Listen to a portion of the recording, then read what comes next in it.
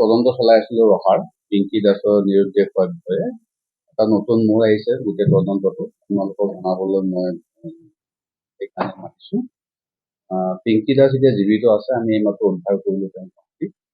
আৰু পিংকী দাসৰ যিদিনাখন নিৰুদ্দেশ হৈছিলে 11 তাৰিখে, নিৰুদ্দেশ হোৱাৰ পিছত তেওঁ ৰাতি ট্ৰাক এখনত উঠি ৰাহুল সিং বুলি এজন ব্যক্তিৰ লগত তেওঁ গুৱাহাটী পাইছিলে।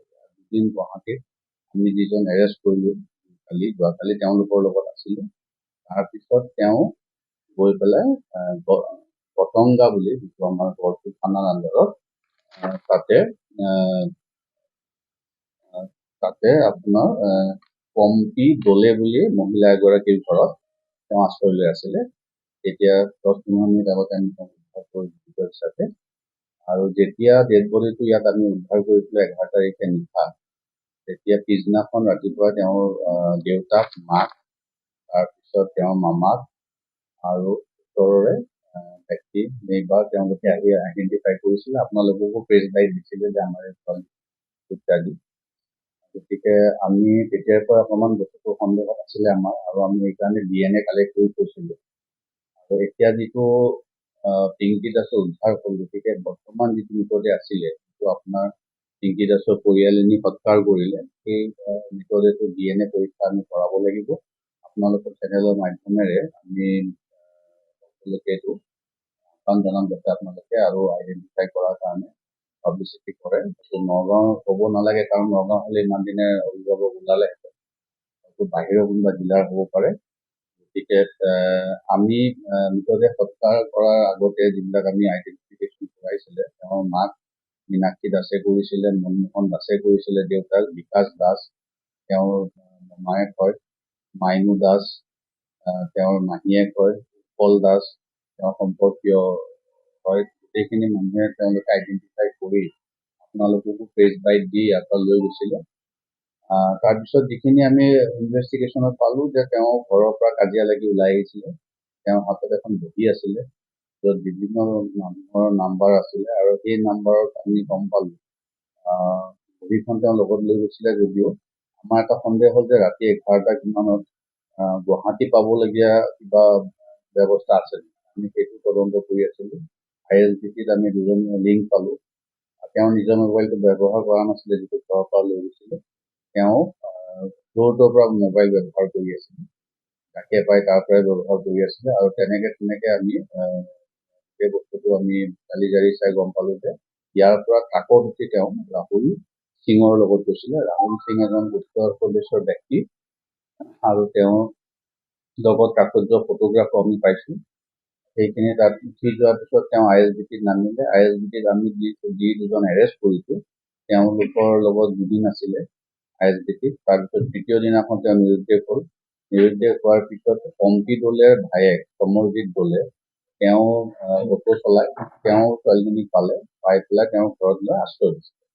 এতিয়া বৰ্তমান তেওঁ জীৱিত আছে। আমাৰ সদৰ তেওঁ তাতে আছে, তেওঁ লৈ আহি আছে ছোৱালীজনী অলপ 1 ঘণ্টামান পিছত। এতিয়া বাকী থাকিলে যিজন ইয়াত আমি মৃতদেহ পাইছিলো, যিগৰাকী আমি DNA পৰীক্ষাৰ কাৰণে প্ৰিজাৰ্ভেশ্যনৰ কাৰণে ৰখা হৈছে। আমি আপোনালোকৰ চেনেলৰ মাধ্যমেৰে আহ্বান জনাম যাতে আপোনালোকে দিয়ে, আৰু কোনোবা যদি আমাক কণ্টেক্ট কৰে আমি তেতিয়াহ'লে আৰু তদন্তটো আগুৱাই লৈ যাবলৈ সুবিধা হ'ব। ইতিমধ্যে আমি সেইটো তদন্ত চলাই ৰাখিম, সেইটো বন্ধ নহ'ব। তাৰ কাৰণে এটা বেলেগ কেছ আমি ৰেজিষ্টাৰ কৰাই আছিলে নগাঁও সদৰ থানাত, আৰু নিৰুদ্দেশৰ কেছটো আমাৰ ৰহা থানাত আছিল। বৰ্তমানখিনি মই ক'ব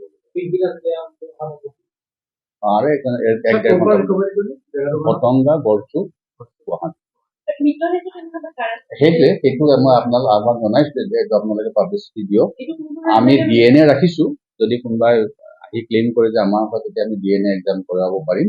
কিন্তু আমাৰ এইটো তদন্ত থাকিবই, তদন্তটো আমি বন্ধ নকৰো যাতে ইয়াত কোনে হত্যা কৰি তেওঁ পলাই থৈ গ'ল।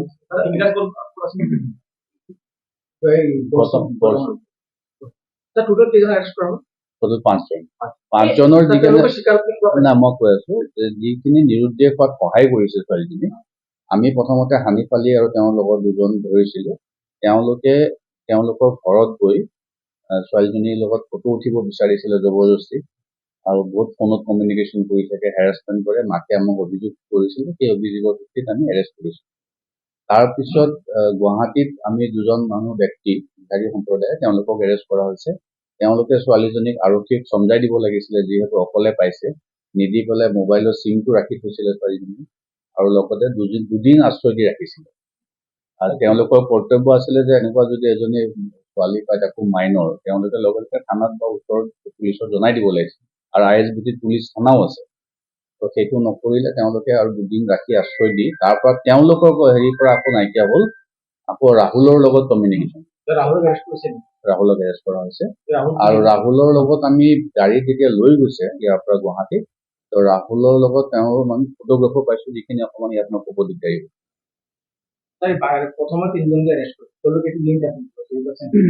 তেওঁলোকে কিডনেপিঙত জড়িত নাই, হেৰেছমেণ্টত জড়িত।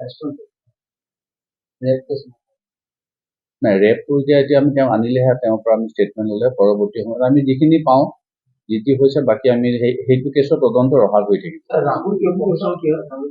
ড্ৰাইভাৰ। বিহাৰৰ দুজন ISBTৰ এজন চকীদাৰ হয়, এজন পৰ্টাৰ হয়, বস্তু মাল নিয়া। যিকোনো খবৰৰ বাবে যোগাযোগ কৰক 7099017330 লগতে 7099017110 নম্বৰত।